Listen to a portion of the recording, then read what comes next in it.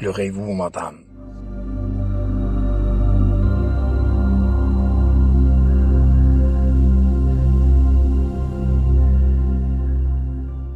Au-delà du vrai et du faux, le jeune malade au teint noir passa une dernière nuit à l'hôpital.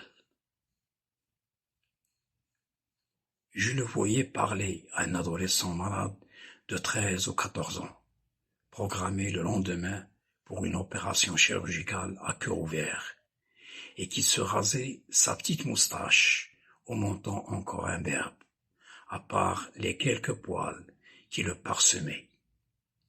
Il lui dit: « Mais tu te fais beau, pour qui? Pour l'abattoir? Je ne te comprends pas. » Le petit adolescent était originaire de la région d'Ouarzazate, du sud du Maroc, et n'hésitait jamais à rendre service à tous les malades de la salle d'hospitalisation. En revanche, tout le monde l'aimait, lui offrait de petits cadeaux. Il était presque l'enfant gâté du service de cardiologie. Le lendemain, vers 5 heures du matin, un infirmier vint le chercher, et à propos de ce dernier, c'était quelqu'un dont les paroles et les gestes ressemblaient à une improvisation théâtrale qu'à un infirmier qui faisait son travail. Je me souviens lorsqu'il avait aidé un malade, nouveau venu, à s'allonger sur le dos et en déclarant: « Aïe, aïe, Mohamed, ton ventre ressemble à une pompe. Tu buvais combien de bières par jour pour la rendre si volumineuse? » « Une vingtaine, lui répondit le malade, tout naturellement, et qui avait une grosse tête et un gros ventre qui exagérait encore plus sa petite taille.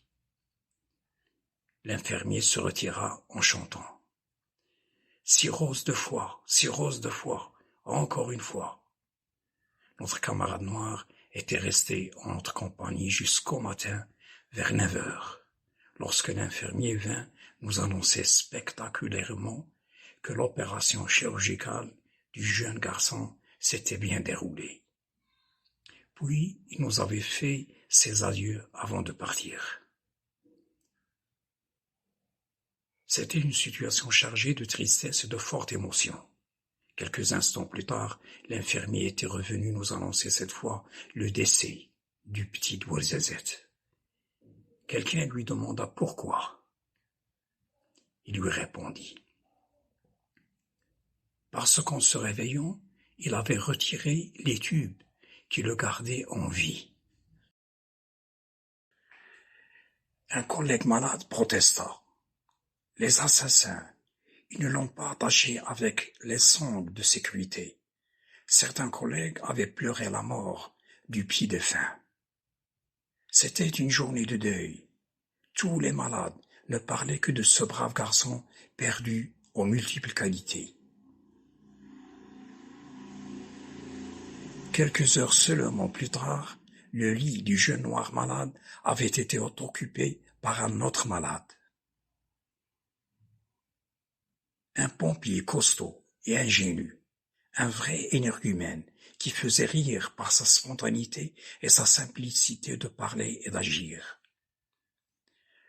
Lorsque le professeur vint lui poser des questions sur sa maladie, il parlait ainsi: « J'étais chez moi le soir. Mon voisin, qui habite au premier étage, organisait une fête de mariage pour sa fille. Les invités se trompaient de maison, et au lieu de monter au premier, là où il y a la fête de mariage, ils tapaient sur la porte de ma maison. Et à chaque fois, je sortis leur expliquer qu'ils s'étaient trompés d'adresse, et je montais à chaque fois supplier gentiment mon voisin de placer quelqu'un devant la porte commune pour l'accueil des invités. Leur montrer le chemin. Il dit oui, mais il ne fait rien. La même scène continuait à se répéter chaque 10 minutes. C'était trop. J'étais à bout de nerfs. Automatiquement, j'avais pris une chaîne moto dans la main et j'étais sorti dans la rue parce que les fenêtres de sa maison donnaient sur cette rue. Je l'avais appelé afin qu'il descendait et lui donner une bonne correction à l'aide de ma chienne moto. Mais il ne voulait pas descendre. Fou de rage, je commençais par l'insulter, pour le provoquer et le pousser à descendre. S'il était un homme, or lui, il était un lâche. Il s'était éclipsé, et involontairement, j'avais commencé à me débattre et tomber par terre. D'autres voisins, qui étaient témoins de cette scène, m'avaient amené aux urgences.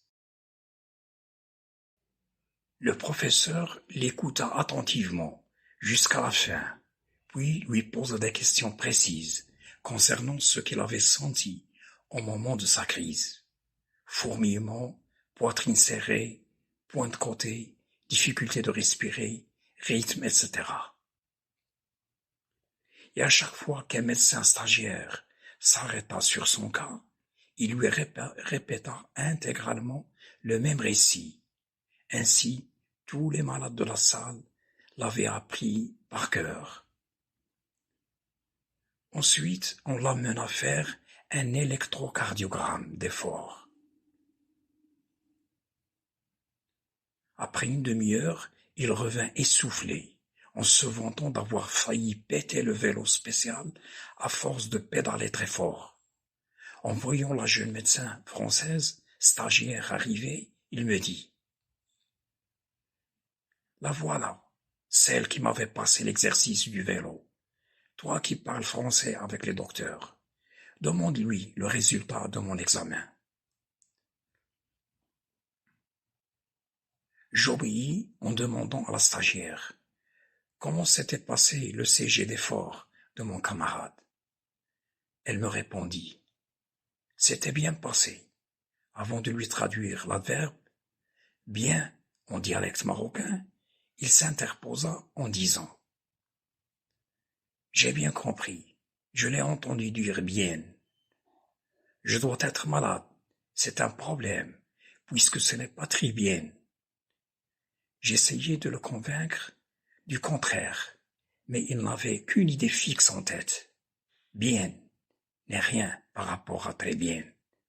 Jusqu'au matin, lorsque le professeur vint lui expliquer de façon simple son problème. « Écoute, monsieur, il y a des petits cordes qui commandent l'activité du cœur, disons des câbles électriques, qui font passer le courant électrique au cœur. Il y en a 3. Toi, tu as un qui a une activité électrique anormale. Nous allons le brûler pour que ton cœur reprenne son activité normale. » Vers 12h30, mon collègue, le pompier, était entouré d'une dizaine de visiteurs dont la plupart étaient des femmes peu instruites.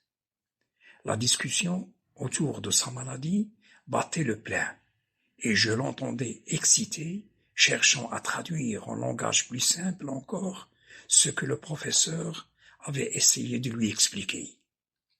« Non, il y a 3 fils électriques attachés au cœur, 2 par exemple de 220 volts et un troisième de 320 volts. Le docteur va le couper en le brûlant, comme ça mon cœur redeviendra normal. »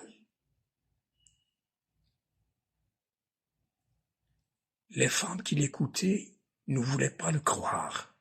L'une d'elles disait: « Des fils électriques dans ton cœur? Impossible. » Une autre déclara: « Ce docteur est un menteur. » Une troisième: « À ta place, je ne resterai pas une minute dans cet hôpital. » Puis celle qui paraissait être sa femme chercha à les réconcilier. Éventuellement, le changement de docteur voulait dire changement d'hôpital, et ce n'est pas facile pour elle. Alors, il intervint d'une manière imposante, en déclarant à voix haute: « Il y a des docteurs qui plaisantent pour soulager leurs malades. Que voulez-vous? Interdire au docteur de plaisanter avec lui? L'important, c'est qu'on va l'opérer, et c'est très bien. »